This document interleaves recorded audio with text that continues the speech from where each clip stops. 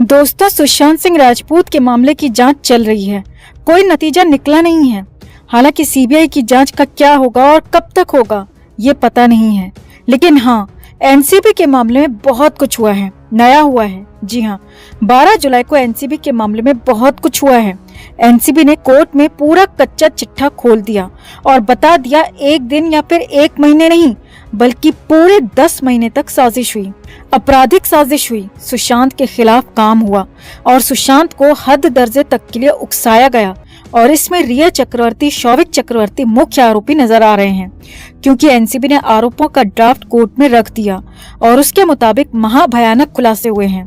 तो सिलसिलेवार तरीके से आपको बताते हैं कि आखिर सुशांत के साथ क्या हुआ, एनसीबी की जांच में क्या निकला और 10 महीने की साजिश के साथ उकसाने पर एनसीबी ने क्या कहा और किस किस पर चार्ज हैं। 12 जुलाई को क्या हुआ, सब कुछ आपको बताते हैं। आप भी वीडियो को लाइक और शेयर कर अपना प्यार और सपोर्ट दिखाएं और कमेंट में अपनी बात, अपनी राय जरूर रखें। चैनल को सब्सक्राइब कर चैनल के साथ जुड़कर हमारी ताकत बढ़ाएं। तो सुशांत सिंह राजपूत पर अब तक का सबसे बड़ा खुलासा हुआ है। सुशांत को लेकर बहुत बड़ी बात निकली है और ये सब कुछ हुआ है एनसीबी के उस ड्राफ्ट के बाद जो कि आरोपों वाला है। आरोपों का ये ड्राफ्ट एनसीबी ने कोर्ट में दिया है और इसके बाद ही कई बड़े और नए खुलासे हुए हैं। तो सीधे सीधे आपको सिलसिलेवार तरीके से आरोप बताते हैं, खुलासे बताते हैं जो कि एनसीबी ने कोर्ट में किए हैं। तो एनसीबी के मामले में रिया चक्रवर्ती, शौविक चक्रवर्ती, दीपेश सावंत, सैमुअल मिरांडा, सिद्धार्थ पिठानी जैसे कई आरोपी हैं और इनके खिलाफ जो चार्ज हैं, यानी कि जो आरोप हैं, वो आरोप क्यों हैं और उन आरोपों पर इन्हें दोषी माना जाए और सजा दी जाए, उसके लिए एनसीबी ने ये पूरा ड्राफ्ट तैयार किया था और उसी ड्राफ्ट को कोर्ट में पेश किया गया और 12 जुलाई को आरोपों का ये ड्राफ्ट सबके सामने आ गया। एनसीबी के मुताबिक 10 महीने तक सुशांत सिंह राजपूत के खिलाफ साजिश हुई, सुशांत के जीते जी भी और सुशांत के जाने के बाद भी। जी हाँ, एनसीबी के मुताबिक मार्च 2020 से सुशांत के खिलाफ साजिश शुरू हुई थी।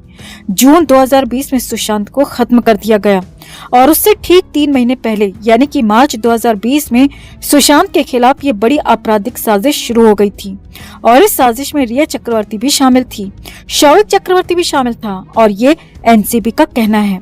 एनसीबी के मुताबिक साजिश का ये दौर दिसंबर 2020 तक चला। जी हाँ, सुशांत के चले जाने के बाद भी ये साजिश चलती रही, बदस्तूर जारी रही।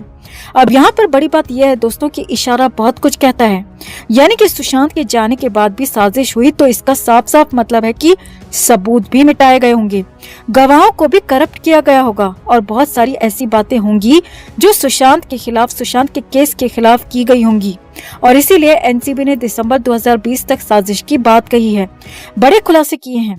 आगे देखिए, एनसीबी के मुताबिक रिया चक्रवर्ती इस केस में भले ही 10वीं आरोपी है, लेकिन मुख्य आरोप रिया चक्रवर्ती और उसके भाई शौविक पर ही है।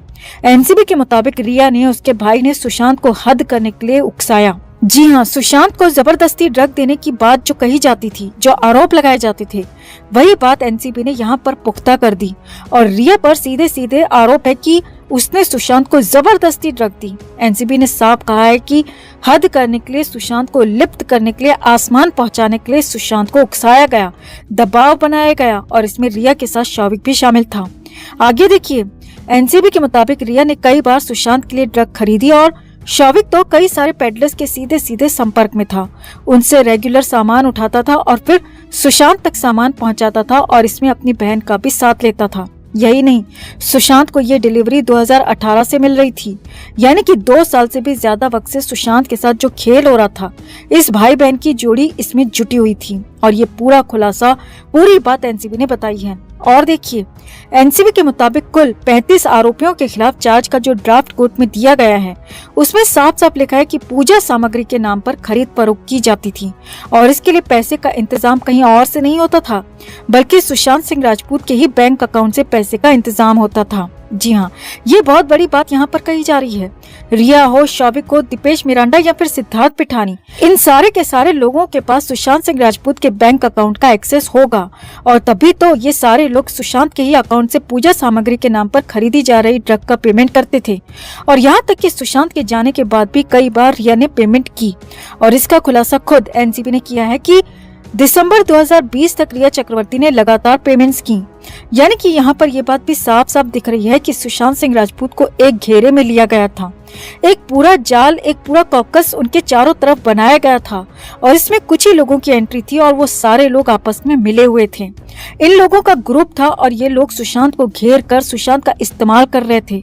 सुशांत के पैसे का, सुशांत के पावर का, सुशांत के बॉलीवुड में संबंधों का इस्तेमाल किया जा रहा था और सारे लोग अपना अपना फायदा कमा रहे थे, जबकि सुशांत को गर्त में धकेला जा रहा था और उसे ड्रगी बनाया जा रहा था, हद करने के लिए उकसाया जा रहा था। और ये सारी बातें एनसीबी ने अपने चार्ज के ड्राफ्ट में कही हैं। आगे देखिए, एनसीबी के मुताबिक इन लोगों ने आपस में मिलकर इस पूरे अपराध को, इस पूरी साजिश को अंजाम दिया और मार्च 2020 से लेकर दिसंबर 2020 तक ये पूरा ग्रुप एक्टिव था और एक दूसरे की मदद भी कर रहा था, साथ में जुड़ा हुआ था और इनमें कड़ी धाराएं लगाई गई हैं ताकि इन्हें सजा मिल सके, क्योंकि ये संगठित अपराध था।